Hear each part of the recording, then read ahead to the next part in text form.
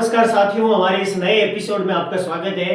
ये उत्तरी अमेरिका महाद्वीप का तीसरा पार्ट है मैपिंग सेक्शन का, जिसमें से ये सबसे महत्वपूर्ण बात है क्योंकि ये सबसे महत्वपूर्ण टॉपिक है क्योंकि इसमें झीलें, नदियां, बांध, जलप्रपात है, शहर है, शहरों के कौन कौन सी नदियों के किनारे बसे हैं, कंप्लीट चीजों के बारे में चर्चा करेंगे। तो चलो अब बनाते हैं पूरे अपना आज का उत्तरी अमेरिका का मैप। यह बनाते हैं उत्तरी अमेरिका मैप को। सबसे पहले मैंने आपको पिछली कक्षाओं में बताई है, सबसे पहले मेक्सिको की खाड़ी बनानी है इस प्रकार। सबसे पहले मेक्सिको की खाड़ी इस प्रकार बनानी है। ये हुई मेक्सिको की खाड़ी, नीचे जेम्स की खाड़ी, उसके बाद में ये इधर आएगी एक मैकेंजी की खाड़ी, और उसके बाद में ये अलास्का वाला क्षेत्र हुआ, और फिर ये इस प्रकार का है। यहाँ अलास्का की खाड़ी हुई, और फिर ये कैलिफोर्निया की खाड़ी, और फिर उसके बाद में लास्ट में पनामा देश है, फिर इस प्रकार युकाटन चैनल है, फिर मेक्सिको की खाड़ी, और उसके बाद में फिर यहाँ जाके यहाँ एक खाड़ी पड़ती है बाहर की साइड। इस प्रकार बनानी है आपको एक खाड़ी जिसका नाम फंडी की खाड़ी, और फिर यहाँ सेंट लॉरेंस की खाड़ी, और फिर यहाँ उत्तर में यहाँ ग्रीनलैंड पड़ता है, या छोटे छोटे द्वीप समूह है जो पिछली कक्षा में पढ़े हैं। ये सामान्यतः उत्तरी अमेरिका का मैप हुआ। अब हम यहाँ की कंप्लीट नदियां और झीलों के बारे में लेंगे। सबसे पहले आज लेंगे झीलें। भाई उत्तरी अमेरिका महाद्वीप में कौन कौन सी झीलें हैं। सबसे पहले एक झील पड़ती है, ये आपको पिछली कक्षा में मैंने बताया, ये वाला प्रांत है ना, ये क्षेत्र पड़ता है अलास्का, और इधर ये देश पूरा पड़ता है कनाडा। और यहाँ है ना एक लोकेशन और बता दूं, यहाँ एक छोटा सा द्वीप पड़ता है जिसका नाम है वैंकूवर द्वीप। कौन सा द्वीप है, नाम लिख देता हूं, वैंकूवर द्वीप। ये अमेरिका का है, यूएसए का पार्ट है वैंकूवर द्वीप। इसी वैंकूवर द्वीप के पास से यहाँ से सीमा स्टार्ट होती है और दो भागों में बढ़ती है यहाँ तक। ये पड़ती है सेंट लॉरेंस की खाड़ी, सेंट की लॉरेंस तक। ऊपर देश पड़ता है जिसका नाम है कनाडा, ये वाला देश है कनाडा पूरा, यहां से लेकर पूरा कनाडा। और फिर नीचे देश पड़ता है यूएसए, और यूएसए के बाद में ये सीमा है, नीचे मेक्सिको है, इसके नीचे ये वाला देश मेक्सिको हो गया। यह पूरा देश यूएसए, संयुक्त राज्य अमेरिका, यूएसए संयुक्त राज्य अमेरिका पड़ता है ये देश, ठीक है। तो अब हम सबसे पहले झीलें लेते हैं। झीलें टॉपिक में एक झील यहाँ कनाडा में पड़ती है, आपको लोकेशन ध्यान होनी चाहिए, कौन सी झील कहाँ है, झील की क्या क्या विशेषता है। सबसे पहले मैं यहाँ लेता हूं, एक झील पड़ती है यहाँ, इसका नाम देता हूं मैं, छोटी सी झील है, इसका नाम है ग्रेट बियर झील। नंबर 1 पे झील स्टार्ट करते हैं अपन यहां से। एक नंबर है ग्रेट बियर झील, ग्रेट बियर झील, ये वाली झील कनाडा में पड़ती है, ग्रेट बियर झील। इसके नीचे एक झील कनाडा में और पड़ती है 2 नंबर, जिसका नाम है ग्रेट स्लेव झील। 2 नंबर झील है वो है ग्रेट स्लेव। आपको लोकेशन ध्यान में होनी चाहिए, मिलान के लिए आ सकती है कौन सी झील है, किस देश में स्थित है। दूसरी ग्रेट स्लेव, इसके नीचे एक छोटी सी झील है और एक 3 नंबर जिसका नाम है अथाबास्का। यहाँ छोटी छोटी 5 झीलें पड़ती है, इस झील का नाम है अथाबास्का, अथाबास्का झील, अथाबास्का झील। और फिर यहाँ एक 4 नंबर छोटी झील और पड़ती है जिसका नाम है रेनडियर, और एक नीचे झील और है जिसका नाम है विनिपेग। रेनडियर और विनिपेग 4 नंबर झील है रेनडियर, और नंबर 5 है विनिपेग झील, विनिपेग। इस प्रकार ये पांचों झीलें हैं, ये पांचों ही कनाडा देश में स्थित, आपको ध्यान रखनी है। सबसे पहले Great Bear, Great Slave, Athabasca, Reindeer और विनिपेग, ये पांचों ही झीलें इस क्रम में पाई जाती है, उत्तर से दक्षिण क्रम में, और ये पांचों ही झीलें कनाडा देश में पड़ती है। अब हम इसके ध्यान में देखते हैं कौन कौन सी इसकी विशेषताएं हैं। पिछली क्लास में मैंने बताया भी है भाई, अलास्का से एक व्रत गुजरता है जिसका नाम है आर्कटिक व्रत। आर्कटिक व्रत ये इधर से यहां जाता है, इधर हडसन की खाड़ी से। प्रश्न पूछा जा सकता है, आर्कटिक व्रत निम्नलिखित में से किन देशों से गुजरता है या किन देशों से नहीं गुजरता, तो आपको इसका ध्यान रखना है। ये 86.5 डिग्री, हमें पता ही है 86.5 डिग्री उत्तरी अक्षांश को आर्कटिक वृत्त बोलते हैं। आर्कटिक वृत्त है ना, ये बड़ा क्षेत्र हुआ अलास्का। अलास्का, अलास्का जो किसका पार्ट है, अमेरिका का पार्ट है। इस देश का एक राज्य पड़ता है अलास्का। मैंने पिछली क्लास में इसके बारे में डिटेल से चर्चा करी है। अमेरिका का एक राज्य है अलास्का जो यूएसए का पार्ट है। फिर कनाडा, कनाडा के बाद में ये वाली हडसन की खाड़ी हुई, हडसन की खाड़ी से गुजरता है। पिछली क्लास में मैंने पढ़ा है यहाँ एक सबसे बड़ा, विश्व का सबसे बड़ा द्वीप पड़ता है जिसका नाम है ग्रीनलैंड। ग्रीनलैंड के पास में यह एक छोटा सा और द्वीप है, ऐसे 2-4 द्वीप और पड़ते हैं जिसका नाम पिछली क्लास में मैंने बताया एलिजाबेथ द्वीप है, वैंकूवर द्वीप है, बैंक द्वीप, वैंकूवर द्वीप यहाँ पड़ता है, बैंक द्वीप है, विक्टोरिया द्वीप है। इस प्रकार मैंने पांचों के नाम बताए थे और ये ग्रीनलैंड पड़ता है जो विश्व का सबसे बड़ा द्वीप है। ठीक है, तो अब आपको ध्यान में रखना है 66.5 डिग्री उत्तरी अक्षांश जिसको आर्कटिक वृत्त बोलते हैं। आर्कटिक वृत्त, ये वृत्त कितने हुए थे ग्लोब में, एक बार पुनः मैं बता देता हूं। ग्लोब में बीच की जो रेखा है इसको तो बोला जाता है भूमध्य रेखा, भूमध्य रेखा, या फिर इसको विषुवत रेखा भी बोलते हैं। आपको प्रश्न पूछा जाएगा मैं भूमध्य रेखा पर कौन कौन से देशों से गुजरती है, किन किन महाद्वीपों से गुजरती है, आगे क्लास में हम चर्चा करेंगे।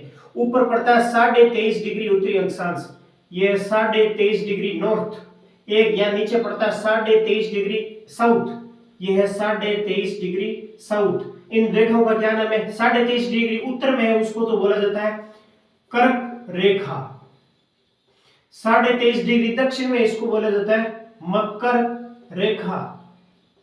दो रेखा और पाई जाती है, एक रेखा इधर पाई जाती है जिसको नाम है 66 डिग्री नॉर्थ जिसका नाम है आर्कटिक वृत्त, इसी की हम लोग चर्चा करें, आर्कटिक वृत्त। और एक पड़ता है 66 डिग्री दक्षिण में या साउथ में जिसको बोलते हैं अंटार्कटिक वृत्त, अंटार्कटिक वृत्त। ये ग्लोब पर मुख्यतः रेखाएं हैं जो इस पृथ्वी की भूमि का निर्धारण करती है, अक्षांश रेखाएं। ये वाला जो है ना 66 डिग्री नॉर्थ, ये किन किन देशों से गुजरता है हम इसी की चर्चा, उत्तर की बात कर रहे हैं जिसको आर्कटिक वृत्त बोला जाता है, ये इसकी चर्चा कर रहे हैं हम। तो 66 डिग्री किन किन देशों से गुजरता है तो आपको ध्यान में रखना है, मैं थोड़ा सा पॉइंट लिखा देता हूं। 66 डिग्री नॉर्थ जिसको आर्कटिक वृत्त बोला जाता है। प्रश्न यहीं से पूछा जाता है आर्कटिक वृत्त किन देशों से गुजरता है। आर्कटिक वृत्त निम्न देशों से गुजरता है।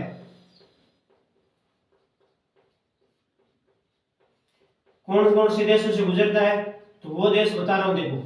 सबसे पहले तो हो गया अमेरिका, क्योंकि अमेरिका का एक राज्य है अलास्का, अमेरिका से गुजरता है, कनाडा से गुजरता है, और कनाडा के बाद में ये ऐसे आगे चलता हुआ एक द्वीप है ग्रीनलैंड से भी गुजरता है। देखो सबसे पहले मैं लिख रहा हूं अमेरिका से गुजरता है, या अलास्का भी बोल सकते हैं इसको, अमेरिका से। नंबर 2 लेता हूं, कनाडा से गुजरता है, यहाँ कनाडा देश आता है, कनाडा। कनाडा के बाद में ग्रीनलैंड, विश्व का सबसे बड़ा द्वीप है, ग्रीनलैंड से गुजरता है।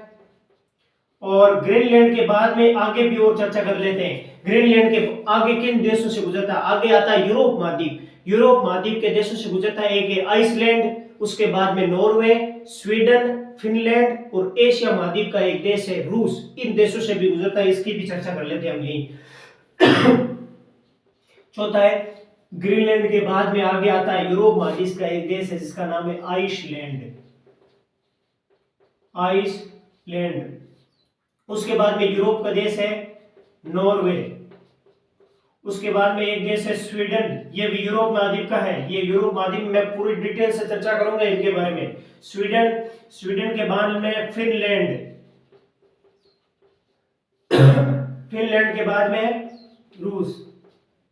इन टोटल 8 देशों से गुजरती है 66 डिग्री उत्तरी अक्षांश या फिर आर्कटिक वृत्त। कौन कौन से, अमेरिका, कनाडा, ग्रीनलैंड, ये तीनों क्षेत्र पड़ते हैं उत्तरी अमेरिका महाद्वीप में जो अभी हम चर्चा कर रहे हैं। लोकेशन भी ध्यान में होनी चाहिए, किस महाद्वीप में स्थित है। ये तीनों देश पड़ते हैं उत्तरी अमेरिका महाद्वीप में। फिर आइसलैंड, नॉर्वे, स्वीडन और फिनलैंड, ये चारों देश पड़ते हैं यूरोप महाद्वीप में। इसकी पूरी डिटेल से चर्चा हम यूरोप वाले महाद्वीप में करेंगे। फिर रूस है ना, ये एशिया महाद्वीप में स्थित है। रूस से वो एशिया और यूरोप दोनों महाद्वीप में पड़ता है।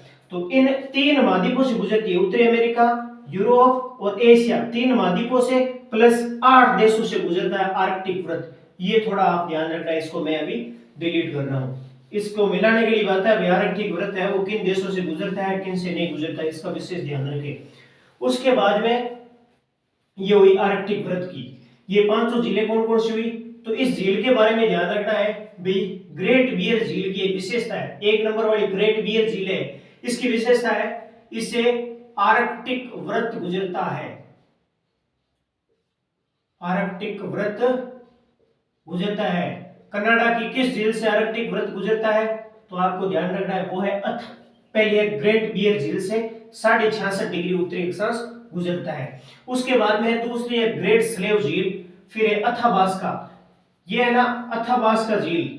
अथाबास्का झील है वो यूरेनियम के भंडारों के लिए प्रसिद्ध है, ये बहुत इंपॉर्टेंट है, खनिज और उसके सहित मिलाने के लिए पूछ सकता है। अथाबास्का झील है वो यूरेनियम के भंडारों के लिए, यूरेनियम खनिज के लिए प्रसिद्ध है।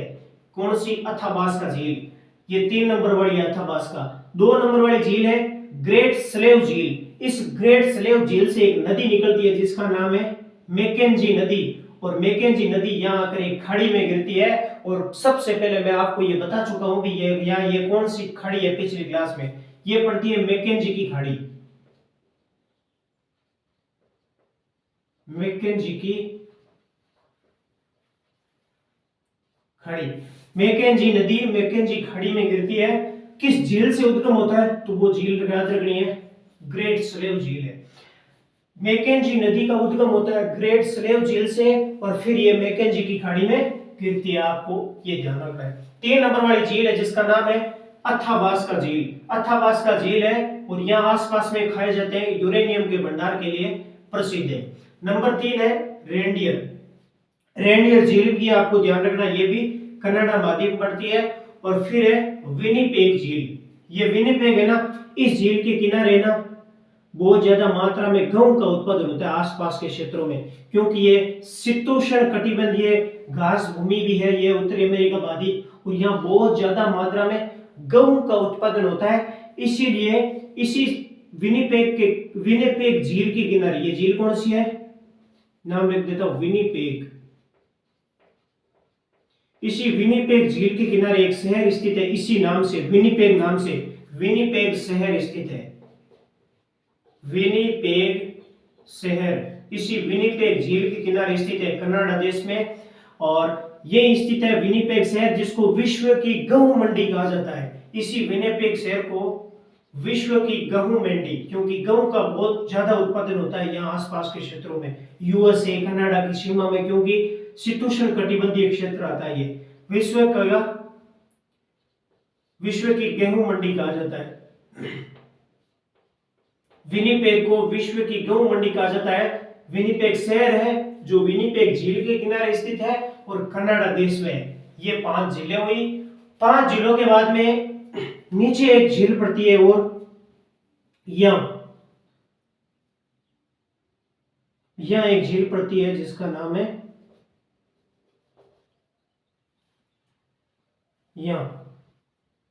इस झील का नाम है मिड झील।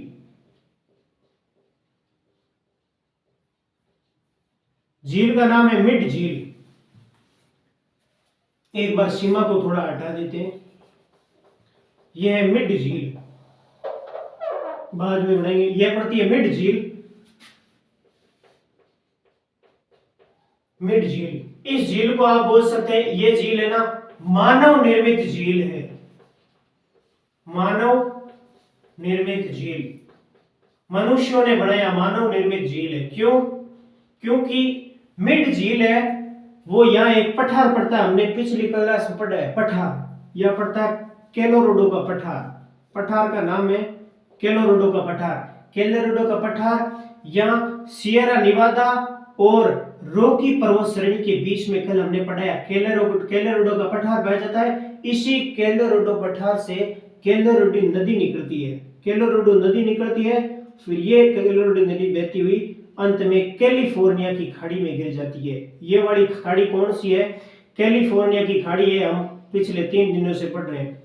कैलिफोर्निया की खाड़ी, कैलिफोर्निया की खाड़ी। इस कैलिफोर्निया खाड़ी में गिरती है कौन सी? इस नदी का नाम है कोलोराडो नदी, जो इसका उद्गम होता है कोलोराडो के पठार से। इस पर 2 बांध बनाए गए। एक बांध बनाया गया जिसका नाम है हुबर बांध, हुबर। दूसरा बांध बनाया गया जिसका नाम है पोल्डर बांध। बहुत इंपॉर्टेंट बांध है, कई बार पूछा गया है हुबर और पोल्डर बांध किस नदियों पर बने हुए हैं? तो उत्तर होगा कोलोराडो नदी के किनारे। कोलोराडो नदी का उद्गम कहां होता है? कोलोराडो के पठार से। कोलोराडो के पठार से कोलोराडो नदी निकलती है, फिर उस पर आगे 2 बांध बनाए गए हैं। आपको पता है जहां बांध बनेगा वहां पीछे पानी इकट्ठा होगा, पानी के कारण एक झील बनी है जिसका नाम है मिड झील। इस बांध बनाने के कारण इस झील का निर्माण हुआ है, इसलिए इसको मानव निर्मित झील भी कहा जाता है। मिड झील का निर्माण हुबर और पोल्डर बांध के बनने के पीछे जो जलाशय है यह है मिड झील। और 2 बांध बने हुए हैं कोलोराडो नदी पर जिसका नाम है हुबर बांध और पोल्डर बांध। इस पर आगे ध्यान रखना, मिड झील पर 2 बांध कौन से हैं? मिलान के लिए आ सकता है हुबर प्लस पोल्डर, दोनों ही बांध कहां है? मिड झील पर बने हुए हैं। और इसके पीछे जो जलाशय बना है वो है मिड झील। और फिर अंत में है वो कैलिफोर्निया की खाड़ी में जाकर गिरती है कौन सी नदी? ये है कोलोराडो नदी। कौन कौन सी नदियों की चर्चा कर ली मैं आपको यहाँ साइड में बता रहा हूँ। 1 नंबर नदी हमने पढ़ी है मैकेंजी नदी। मैकेंजी नदी का उद्गम होता है ग्रेट स्लेव झील से, फिर मैकेंजी की खाड़ी में गिरती है। ये लो मैकेंजी नदी। साथ में नदियां और झीलें दोनों चर्चा कर रहे हैं। मैकेंजी नदी उद्गम कहां से होता है? उद्गम होता है ग्रेट स्लेव झील से। ग्रेट स्लेव झील से मैकेंजी नदी का उद्गम होता है। एक नदी है ना यहाँ और पड़ती है, ये झील कौन सी है? विनिपेग झील है 5 नंबर की, ये पड़ी विनिपेग झील। इसी विनिपेग झील से एक नदी निकलती है और अंत में जाकर यहाँ खाड़ी में गिरती है। इस खाड़ी का क्या नाम है पूरी का? इस खाड़ी का नाम है हडसन की खाड़ी। हडसन की खाड़ी। इस हडसन की खाड़ी में गिरती है और इस नदी का नाम है नेल्सन नदी। ध्यान रखना 2 नंबर नदी है नेल्सन नदी। नेल्सन नदी, इसका उद्गम होता है विनिपेग झील से और विनिपेग शहर है स्थित है। इसी विनिपेग को गेहूं की विश्व की गेहूं मंडी कहा जाता है। विनिपेग को विनिपेग झील से उद्गम होता है किस नदी का? नेल्सन नदी का। मीनार के लिए पूछा जा सकता है उद्गम स्थल से लेकर। जो ग्रेट स्लेव झील से इससे मैकेंजी नदी निकलती है, विनिपेग झील से नेल्सन नदी निकलती है और आगे जाकर हडसन की खाड़ी में गिर जाती है। और तीसरी नदी पड़ी है कोलोराडो नदी, जो कोलोराडो के पठार से निकलती है, मिड झील का निर्माण करती है। 2 बांध बने हुए हुबर प्लस पोल्डर बांध, प्लस अंत में जाकर वो कैलिफोर्निया की खाड़ी में गिर जाती है। तो इसकी तीसरी नदी पड़ी है वो है कोलोराडो नदी। कोलोराडो नदी। मैं कहता हूं आपको ये चीजें अपने दिमाग में इस तौर पर याद करनी है। तो सबसे पहले मैप बनाना सीखें, उसके बाद में अपने हाथों से, खुद के हाथों से बार बार इस चीजों का प्रैक्टिस कीजिए, नोट्स बनाइए और प्रत्येक चीज को अपने हाथ से नोटिस कीजिए ताकि कभी आप इस चीजों को भूल नहीं सको। लंबे टाइम तक आपको स्थिर हो जाए, तुरंत आपको मैप समझ में आ जाएगी कि कौन सी नदी कहां पड़ती है, किस नदी पर कौन सा बांध है। अगर आप हाथ से नोट्स बनाओगे तभी आपको ध्यान में आएगा कौन सा देश कहां पर है, तुरंत आपके दिमाग में क्लिक हो जाएगा। तो ये 3 नदियां पड़ी है। आगे हम झीलों के बारे में पढ़ते हैं। अगली झील के बारे में चर्चा करते हैं। एक झील यहाँ पड़ती है जस्ट ऊपर, ये 6 नंबर वाली झील हुई मिड झील, और 7 नंबर की एक झील यहीं पड़ती है पास में जिसका नाम है 7 नंबर दे रहा हूं। इस झील का नाम है ग्रेट साल्ट लेक, ये अमेरिका में पड़ती है। ये सारी झीलें ना ये कनाडा की है, ये दोनों झीलें अमेरिका की है, ये याद रखना। मिड झील प्लस ग्रेट साल्ट लेक दोनों लिखा रहा हूं। मिड झील लिख ली, 7 नंबर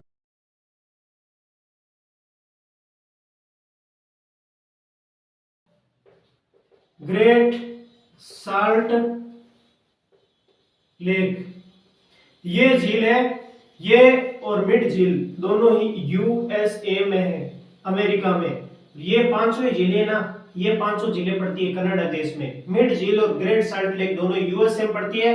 ये ग्रेट साल्ट लेक है ना, उत्तरी अमेरिका की सबसे खारी झील है। ये उत्तरी अमेरिका की सबसे खारी झील ग्रेट साल्ट लेक जो अमेरिका में पड़ती है, ये उत्तरी अमेरिका महाद्वीप की सबसे खारी झील है। ये उत्तरी अमेरिका की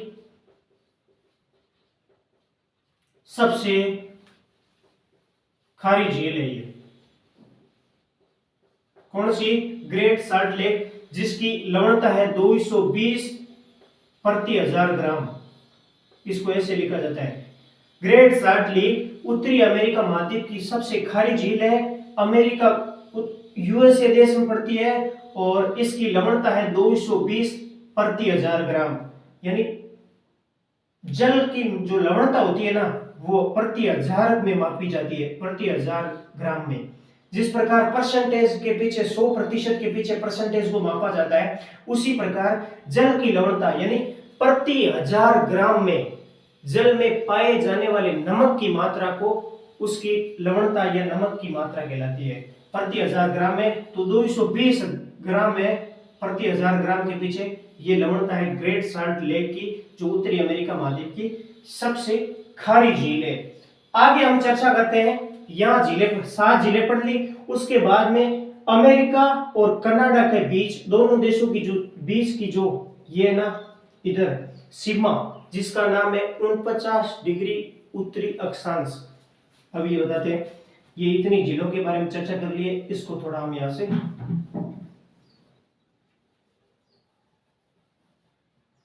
डिलीट कर देते हैं।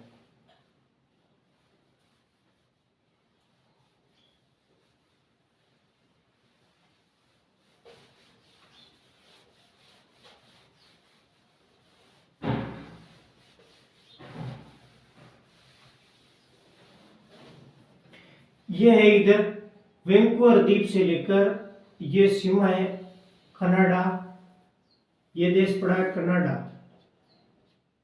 नीचे है यूएसए। इन दोनों की जो सीमा रेखा है ना, इस सीमा को बोला जाता है 49 डिग्री उत्तरी अक्षांश। कई बार पूछा गया प्रश्न है 49 डिग्री उत्तरी अक्षांश किन दो देशों की सीमा रेखा है, तो वह है कनाडा और यूएस। वो कनाडा और अमेरिका को पृथक करता है, ये ध्यान रखना। और विश्व की सबसे शांत सीमा यही है, क्योंकि हर एक देशों के बीच में विवादित सीमा रहती है, तो दुनिया की सबसे शांत सीमा रेखा है वो कनाडा और यूएसए की है, जो 49 डिग्री नॉर्थ अक्षांश पर स्थित है।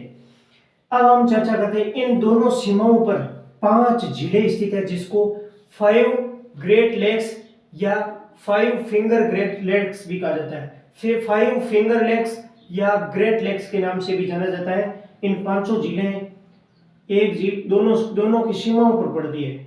एक झील यहाँ है, उसके बाद में यहीं से एक झील और है इसकी चिपकी हुई, फिर एक झील यहाँ और है, फिर 2, उसके बाद में तीसरी यहाँ है, उसके बाद में चौथी भी इस प्रकार लंबी सी झील। इस प्रकार ये 5 झीलें हैं जिनको ग्रेट लेक्स भी कहा जाता है। आरएस में पूछा गया क्वेश्चन है ग्रेट लेक्स क्या है या फिंगर लेक्स, क्योंकि हाथ में 5 अंगुलियां होती है, उन्हीं के नाम से फिंगर लेक्स भी इन झीलों को कहा जाता है, या इनको 5 लेक्स भी कहा जाता है, 5 फिंगर लेक्स।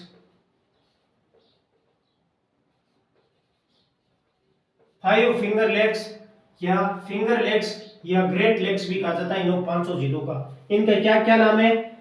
नंबर 1 झील, 2 नंबर, 3 नंबर झील, 4 और 5। इन पांचों झीलों के नाम है, पहली का है सुपीरियर, मिशिगन, ह्यूरिन, ईरी और ओंटारियो। ये पांचों झीलें यूएसए और कनाडा की सीमा पर पड़ती है। कौन सी? सुपीरियर झील, ह्यूरिन झील, मिशिगन झील, ईरी झील और ओंटारियो झील। इस प्रकार ये 5 झीलें हैं, पांचों ही दोनों देशों की सीमाओं पर स्थित है।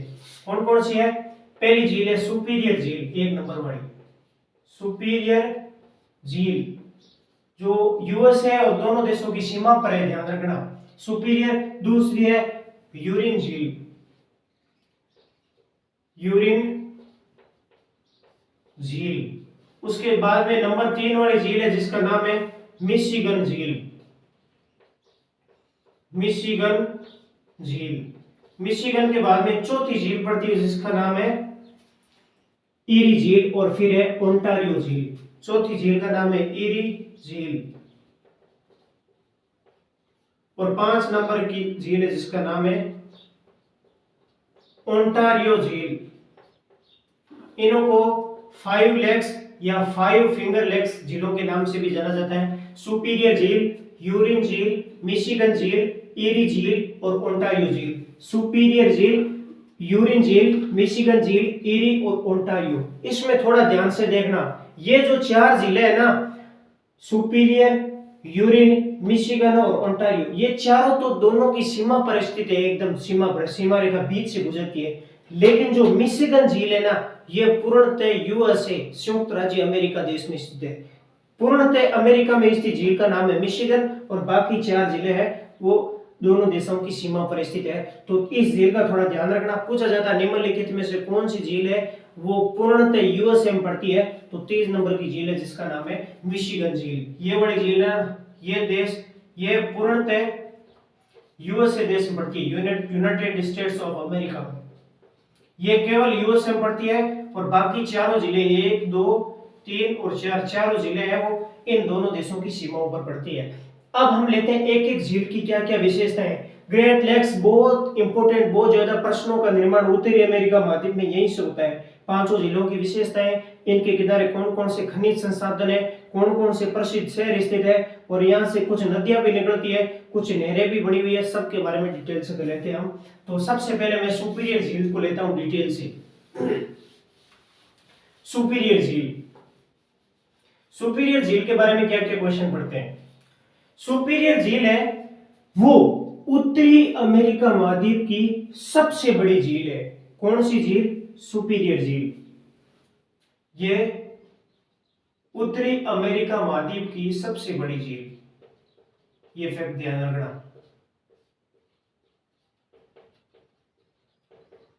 सबसे बड़ी झील, उत्तरी अमेरिका महाद्वीप की सबसे बड़ी झील है जिसका नाम है सुपीरियर झील। नंबर 2 फैक्ट, ये सुपीरियर झील विश्व की सबसे बड़ी मीठे पानी की झील है। ये फैक्ट भी ध्यान रखना। क्यों? अगर आप चर्चा करोगे ना तो विश्व की सबसे बड़ी झील है जिसका नाम है कैस्पियन सागर झील। वो झील विश्व की सबसे बड़ी तो है लेकिन वो खारे पानी की झील है। खारा और मीठा दोनों ही नहीं आए, सीधा प्रश्न है विश्व की सबसे बड़ी झील कौन सी है, तो उत्तर होगा कैस्पियन सागर झील। विश्व की सबसे बड़ी झील कैस्पियन सागर है। अगर आपको पूछे विश्व की सबसे बड़ी मीठे पानी की झील कौन सी है, तो फिर उत्तर होगा सुपीरियर झील। तो एक फैक्ट और याद रखना, विश्व की सबसे बड़ी मीठे पानी की झील, विश्व की सबसे बड़ी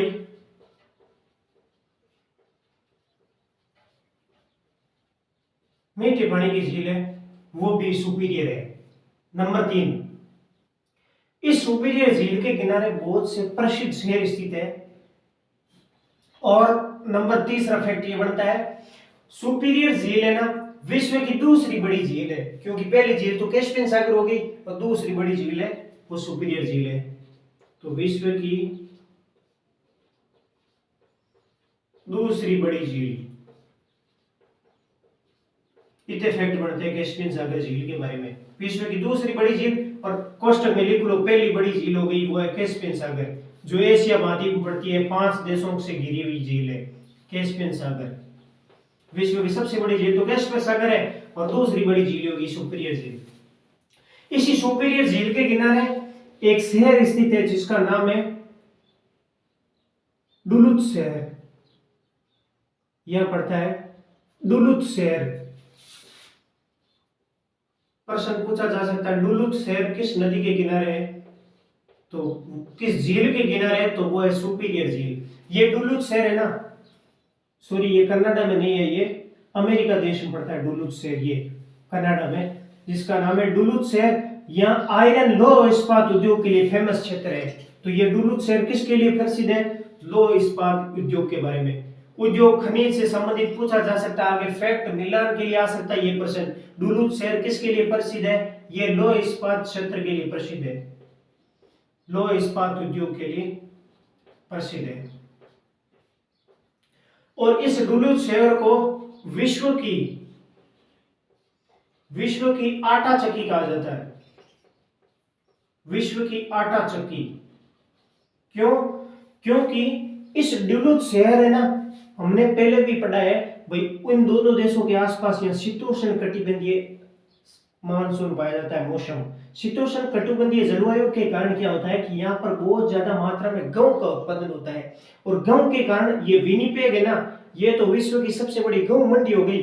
और यहाँ से क्या है, आसपास को गेहूं को इकट्ठा करके या डुलूथ शहर में यहाँ बहुत बड़ा उद्योग लगा हुआ है चक्कियों का। यहाँ से आटे को पीस के पैकिंग करके विदेशों में एक्सपोर्ट किया जाता है, विदेशों में यहाँ के आटा को निर्यात किया जाता है, आटे की थैलियों को। इसीलिए डुलूथ शहर को विश्व की आटा चक्की नगरी या आटा चक्की नगरी या आटा चक्की शहर के नाम से भी जाना जाता है। तो ध्यान रखना है, विश्व की गेहूं मंडी तो गई विनिपेग जो कनाडा में है, और विश्व की आटा चक्की नगरी पूछे तो वो होगा डुलूथ शहर जो यूएसए अमेरिका में स्थित है। दो चीजें ध्यान रखनी है। ये पूरे फैक्ट हो गए सुपीरियर झील के बारे में, इतना ध्यान रखना है। और डुलूथ शहर लौह इस्पात के लिए फेमस है, और पास में ही एक शहर यहाँ पड़ता है जिसका नाम है पेंसिल्वेनिया, यहाँ है वो कोयला खनन क्षेत्र है। ध्यान रखना, ये भी पूछा जा सकता है। अमेरिका में एक क्षेत्र पड़ता है जिसका नाम है पेंसिल्वेनिया।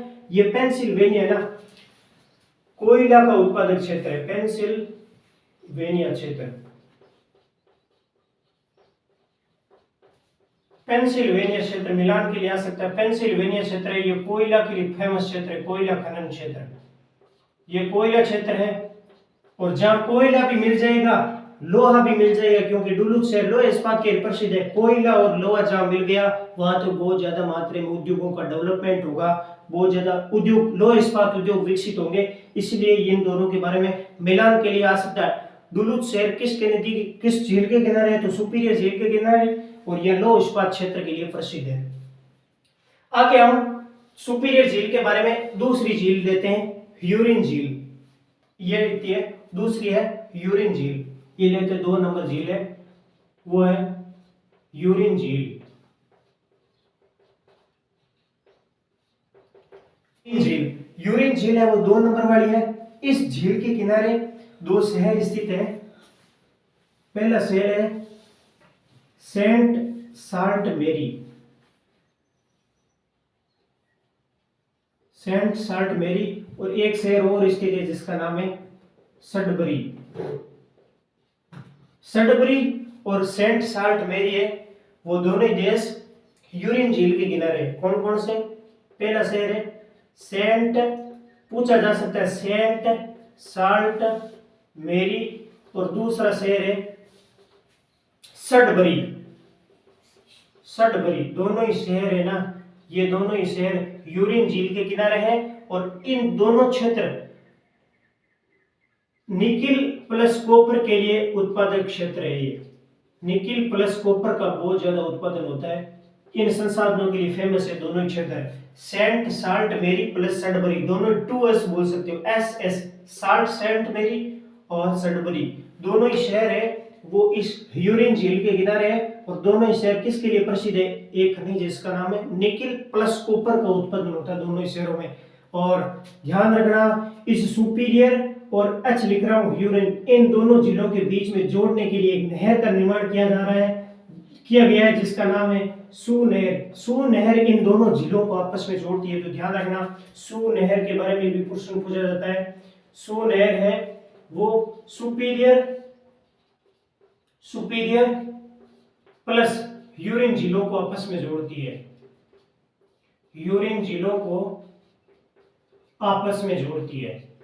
सू नहर का आप ध्यान रखना, प्रश्न पूछा जा सकता है, आपस में जोड़ती है इनको। कौन सी? सू नहर है वो सुपीरियर झील और ह्यूरिन झील, इन दोनों झीलों को आपस में जोड़ती है। अब 3 नंबर झील लेते हैं, जो मिशिगन झील, जो पूर्णतः यूएसए या अमेरिका देश में स्थित है। तो तीसरी झील लेते हैं,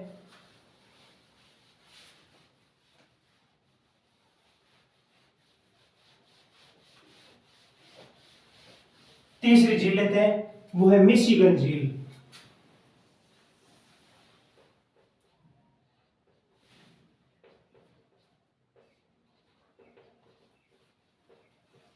मिशिगन झील है। इस झील के बारे में पूछे तो ये इसका लिख देना पूर्णतः यूएसए संयुक्त राज्य अमेरिका में स्थित झील है। बाकी चारों झीलें दोनों देशों के बीच में सीमा बढ़ाती है और मिशिगन झील है पूर्णतः यूएसए में स्थित है। इसके किनारे एक शहर है जिसका नाम है मिलवाकी। मिलवाकी शहर, मिलवाकी। तो याद रखना मिशिगन झील के किनारे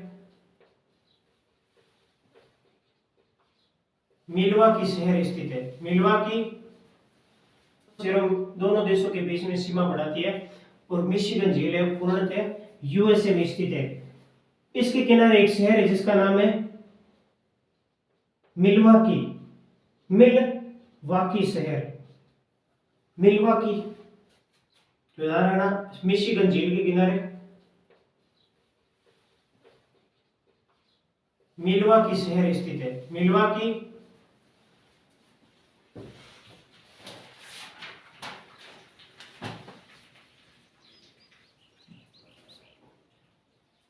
मिलवाकी।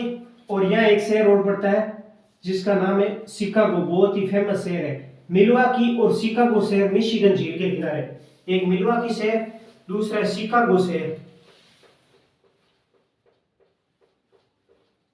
शिकागो शहर ये दोनों किस लिए फेमस है?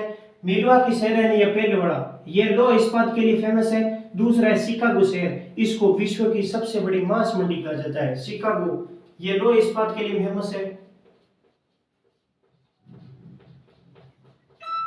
लोहा इस्पात उद्योग के लिए फेमस है। और शिकागो शहर है, इसको विश्व की मांस मंडी है, विश्व की मांस मंडी कहा जाता है शिकागो शहर को, क्योंकि यहाँ मांस प्रसंस्करण का बहुत बड़ा उद्योग फेमस है, यहाँ प्रसिद्ध उद्योग चल रहा है यहाँ, इसलिए इसको विश्व की मांस मंडी कहा जाता है शिकागो शहर को। शिकागो शहर को विश्व की मांस मंडी कहा जाता है। और मिलवाकी शहर है, लेह से याद रखना, लौह इस्पात क्षेत्र के लिए प्रसिद्ध है। और दोनों ही है वो मिशिगन झील के किनारे स्थित शहर है। फिर 4 नंबर पे जिसका नाम है ईरी झील। ईरी झील के किनारे एक प्रसिद्ध शहर है, यहाँ ईरी झील के किनारे प्रसिद्ध शहर है जिसका नाम है डेट्रॉइट शहर। डेट्रॉइट शहर, डेट्रॉइट या डेट्रॉइट शहर, जिसको विश्व की ऑटोमोबाइल्स नगरी कहा जाता है, क्योंकि छोटे छोटे मोबाइल्स है, टेक्निकल के लिए बहुत ही प्रसिद्ध क्षेत्र है, यहाँ ऑटोमोबाइल्स नगरी कहा जाता है डेट्रॉइट शहर को। ईरी झील के किनारे एक शहर है जिसका नाम है डेट्रॉइट शहर। डेट्रॉइट शहर है वो विश्व की ऑटोमोबाइल्स नगरी कहा जाता है इस शहर को, विश्व की ऑटोमोबाइल्स नगरी।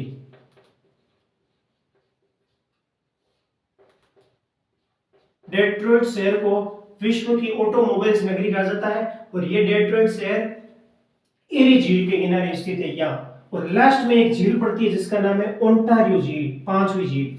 इसी ध्यान रखना, ईरी झील और ओंटारियो झील के बीच में एक नहर पाई जाती है जिसका नाम है वेलंड नहर।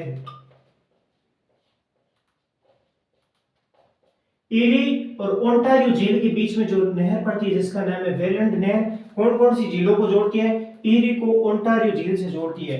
तो आप ध्यान रखना, 5वीं झील है जिसका नाम है ओंटारियो झील।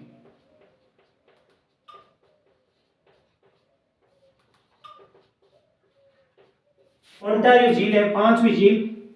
ईरी और ओंटारियो झील को जोड़ने वाली नहर है जिसका नाम है वेलंड नहर। तो ध्यान रखना, वेलंड नहर किन दोनों को जोड़ती है? वेलंड नहर ईरी प्लस ओंटारियो झीलों को आपस में जोड़ती है, इन दोनों झीलों को जोड़ती है। सबसे पहले हमने एक नहर और पढ़ी थी जिसका नाम है, यहाँ नहर पड़ती है जिसका नाम है सू नहर। सू नहर सुपीरियर प्लस यूरिन को जोड़ती है। वेलंड नहर ईरी और ओंटारियो झीलों को जोड़ती है। ये हुई वेलंड नहर। और इस ओंटारियो के किनारे 3 शहर स्थित है, प्रसिद्ध शहर है। एक है किंगस्टन, किंगस्टन हैमिल्टन और एक है टोरंटो। किंगस्टन और हैमिल्टन ये दोनों तो लोहे इस्पात के लिए प्रसिद्ध शहर है, लोहे इस्पात। ये ध्यान रखना, बाकी जो सब नदियों के किनारे स्थित शहर रहते हैं ना, ये पूरे है ना अमेरिका में थे, लेकिन ये तीनों ही शहर कनाडा में स्थित है। ये ऊपर बड़े हैमिल्टन, टोरंटो और किंगस्टन, ये तीनों ही शहर कनाडा में। ध्यान रखना, इन तीनों शहरों की लोकेशन है वो कनाडा देश है, बाकी सब अमेरिका में थे, यूएसए में। किंगस्टन, हैमिल्टन और टोरंटो। किंगस्टन प्लस हैमिल्टन दोनों तो लो इस्पात क्षेत्रों के लिए प्रसिद्ध है। ये टोरंटो है कनाडा का सबसे ज्यादा जनसंख्या वाला शहर है, कनाडा का सर्वाधिक जनसंख्या वाला शहर, सर्वाधिक जनसंख्या वाला शहर। ये हुआ टोरंटो। किंगस्टन, हैमिल्टन और टोरंटो ये तीनों शहर कनाडा में पड़ते हैं, ओंटारियो झील के किनारे पड़ते हैं। और किंगस्टन और हैमिल्टन लो इस्पात क्षेत्रों के लिए प्रसिद्ध है, और टोरंटो है कनाडा का सर्वाधिक जनसंख्या वाला शहर है। ध्यान रखना, वेलैंड नहर है वो ईरी प्लस ओंटारियो झीलों को जोड़ती है, और वहीं सू नहर है वो सुपीरियर प्लस यूरिन झील को आपस में जोड़ती है। एक प्रश्न पूछा जाता है, इस कनाडा और अमेरिका के बीच में यहाँ जलवायु पाई जाती है, वो है शीतोष्ण कटिबंधीय जलवायु। शीतोष्ण कटिबंधीय जलवायु में जो भी यहाँ घास भूमियां है, इन घास भूमियों को प्रेरीज के नाम से जाना जाता है। जो घास भूमियां अलग अलग महाद्वीपों में अलग अलग है, जैसे दक्षिण अमेरिका महाद्वीप में पंपास के नाम से जाना जाता है, उत्तरी अमेरिका प्रेरीज के नाम से जाना जाता है। वहीं यूरोप और एशिया, यूरेशिया वाले क्षेत्रों में शीतोष्ण घास के मैदानों को स्टेपीज के नाम से जाना जाता है। दक्षिण अफ्रीका में वेड्स के नाम से जाना जाता है। वहीं ऑस्ट्रेलिया में डाउन्स के नाम से जाना जाता है। इसके बारे में भी थोड़ा ध्यान रखें। तो हम शीतोष्ण कटिबंधीय घास भूमियों की चर्चा कर लेते हैं उत्तरी अमेरिका महाद्वीप में।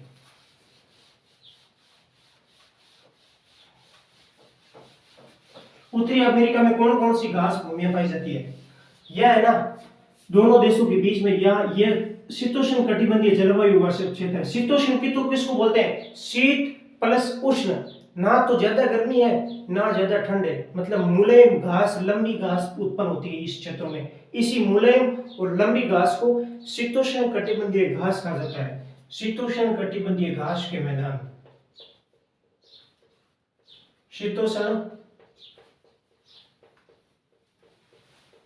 कटिबंधीय घास के मैदान, ये पूरी उत्तरी अमेरिका में होते हैं, यहाँ आसपास के क्षेत्रों में।